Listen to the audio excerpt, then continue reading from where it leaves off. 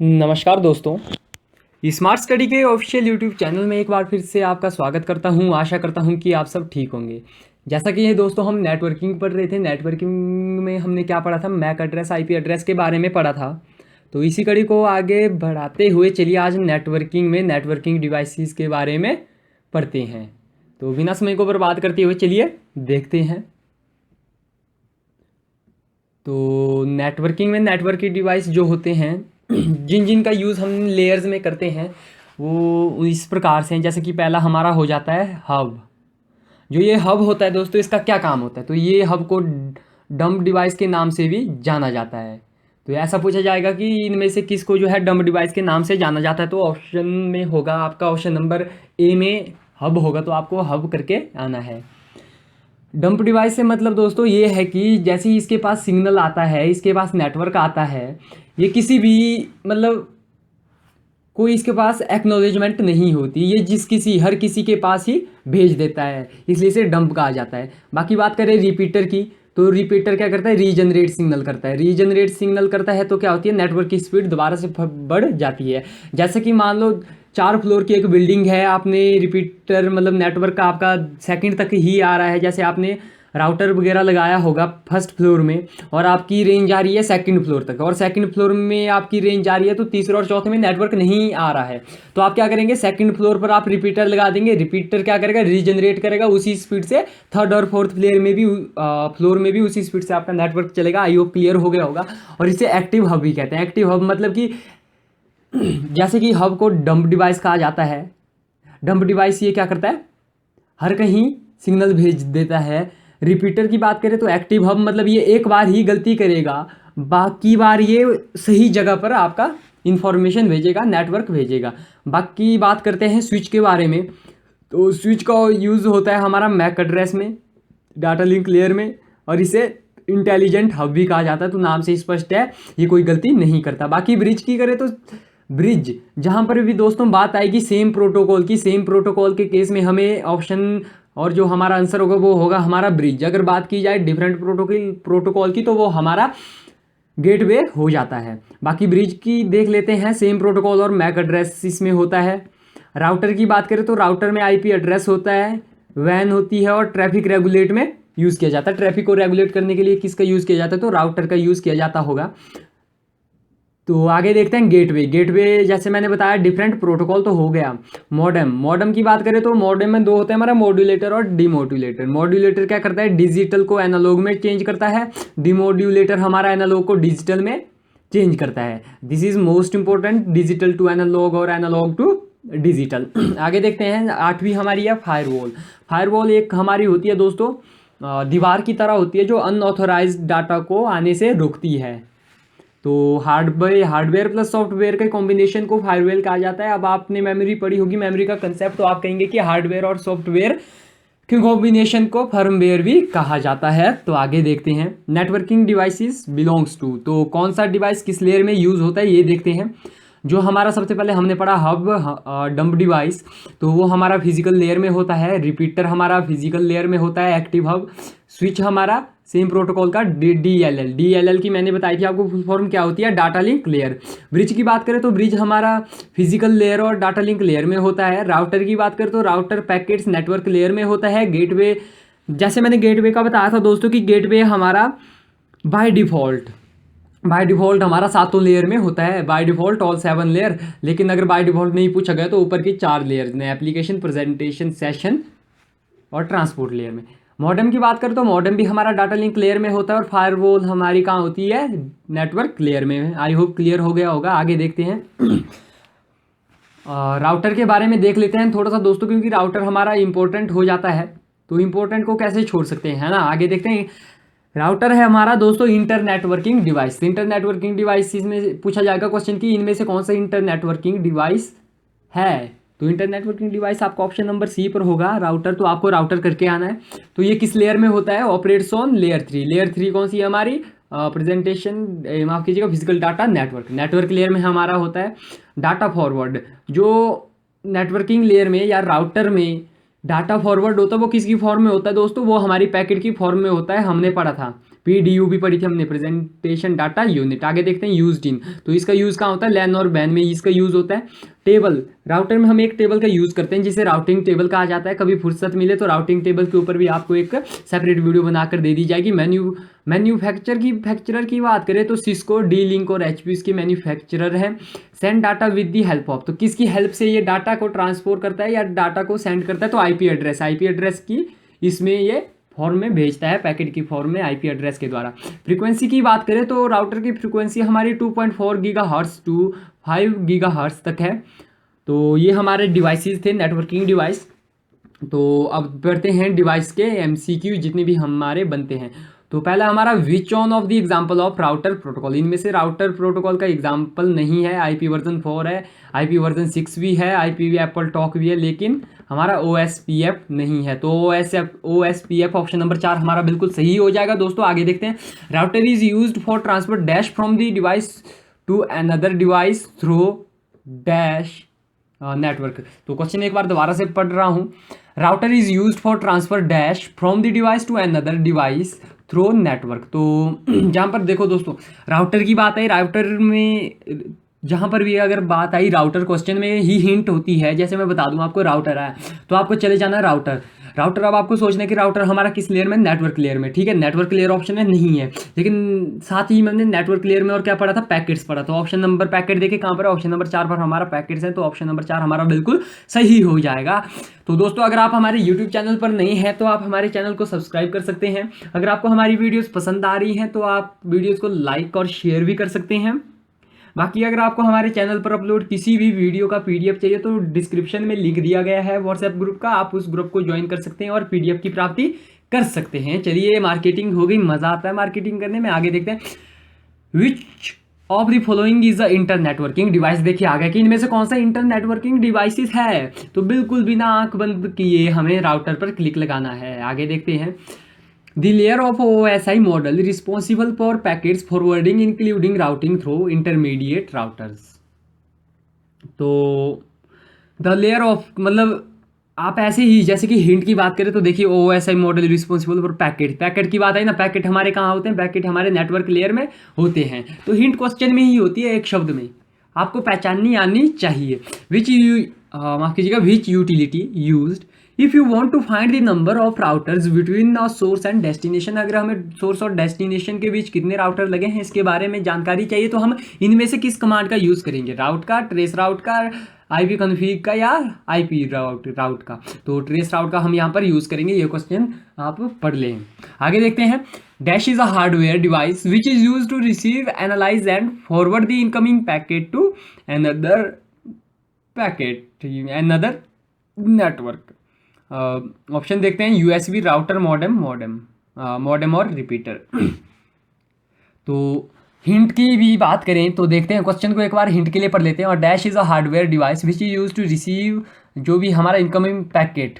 तो यहाँ पर पैकेट और नेटवर्किंग हमारी हिंट हो जाती है। तो जहाँ पर नेटवर्क और पैकेट आया तो हमें क्या लगाना है, राउटर लगाना है, ऑप्शन नंबर 2। आगे देखते हैं। और device which is use to boost the signal between two cable segment और वायरलेस एक्सेस पॉइंट। तो इसमें जैसे हमने पढ़ा था डिवाइस के बारे में, वहाँ हमने दोस्तों रिपीटर के बारे में पढ़ा था। रिपीटर क्या करता है, रीजनरेट सिग्नल करता है, रीजनरेट सिग्नल करता है और उसी स्पीड में रीजनरेट करता है। तो यहीं पर पूछा गया है कि जो करता है बूस्ट, सिग्नल को बूस्ट करता है। तो सिग्नल को बूस्ट करने का काम हमारा रिपीटर का होता है। आगे देखते हैं। और device that provides a central connection point for cable is. तो सेंट्रल कनेक्शन कौन प्रोवाइड करवाता है, तो सेंट्रल डिवाइस किसे कहा जाता है, हब को कहा जाता है। तो ऑप्शन नंबर 2। आगे देखते हैं। Device that connects network with different protocol. तो क्वेश्चन पढ़ना ही नहीं है, हमने पढ़ लिया ना डिफरेंट प्रोटोकॉल पढ़ लिया। तो डिफरेंट प्रोटोकॉल किसका होता है, हमारा गेटवे का हो जाता है। अगर सेम प्रोटोकॉल कहें तो सेम प्रोटोकॉल किसका होगा दोस्तों, बिल्कुल सही जवाब। सेम प्रोटोकॉल हमारा किसका होता है, स्विच, माफ कीजिएगा, ब्रिज का होता है। आगे देखते हैं। It is a type of computer network device that provides interconnection with other network that use to same protocol. तो सेम प्रोटोकॉल किसका होता है, क्वेश्चन आ गया। तो अभी मैंने बताया है आपको ब्रिज का। आगे देखते हैं। और device that helps prevent congestion and data collisions. तो स्विच इसका सही आंसर हो जाता है, डाटा कॉलिजन। आगे देखते हैं, और device that is use to connect a number of LAN. Number of LAN को यूज करने के लिए किस डिवाइस का यूज किया जाता है? बहुत सारी लैन को यूज करना हो या कनेक्ट करना हो तो राउटर का इसमें यूज किया जाता है। आगे देखते हैं दोस्तों, तो ये हमारे MCQ कंप्लीट हो जाते हैं नेटवर्किंग डिवाइसेस से। तो हम अब पढ़ रहे हैं नेटवर्किंग टोपोलॉजी। तो ये भी एक बहुत ही महत्वपूर्ण भूमिका का निर्वहन करता है JOIT के एग्जाम्स में या कंप्यूटर के जितने भी एग्जाम होते हैं। नेटवर्किंग टोपोलॉजी अपनी एक बहुत ही महत्वपूर्ण भूमिका का निर्वहन करता है। चलिए देखते हैं, इसी भूमिका का निर्वहन करते हुए आगे बढ़ते हैं। What is topology? तो हमारे दिमाग में क्वेश्चन आएगा कि टोपोलॉजी आखिर होती क्या है। तो टोपोलॉजी इज अ फिजिकल और लॉजिकल लेआउट ऑफ नेटवर्क। कैसे कह सकते हैं कि हम फिजिकल और लॉजिकल अरेंजमेंट ऑफ नेटवर्क। जैसे कि हमें एक कमरे में, जैसे मल्टीमीडिया होती है, स्कूल में मल्टीमीडिया वगैरह होते हैं या कंप्यूटर्स लैब होते हैं, तो कंप्यूटर्स लैब में हम कंप्यूटर्स को किस तरह से अरेंज करेंगे, that is known as computer topology, है ना। आई होप क्लियर हो गया होगा। टाइप देखते हैं टोपोलॉजी के। तो वो टोपोलॉजी हमारी 6 प्रकार की होती है: बस, रिंग, ट्री, स्टार, मैश और हाइब्रिड। तो दोस्तों जैसे कि मैं आपको एक चीज़ बता रहा हूँ, आपने इस वीडियो को देखने के बाद वो चीज़ ज़रूर करनी है। आपको क्या करना है, गूगल में सर्च करके बस टोपोलॉजी सर्च करनी है। जैसे आप बस टोपोलॉजी सर्च करोगे तो वहाँ पर आपको इमेज के ऊपर क्लिक करना है, आप समझ जाएंगे। जैसे आपको एक एक करके गूगल में सर्च करनी है, गूगल में इनकी पिक्चर आपको देखनी है, आपके दिमाग में ज़्यादा इफेक्ट पड़ेगा, आपको ज़्यादा समझ आएगा। तो चलिए पहली टोपोलॉजी को पढ़ते हैं, जो हमारी बस टोपोलॉजी है। बस टोपोलॉजी में दोस्तों क्या होता है, मल्टी पॉइंट कनेक्शन होते हैं। मल्टी पॉइंट कनेक्शन होते हैं तो क्या होता है कि फॉल्ट कहाँ पर है यह फाइंड करना डिफिकल्ट हो जाता है।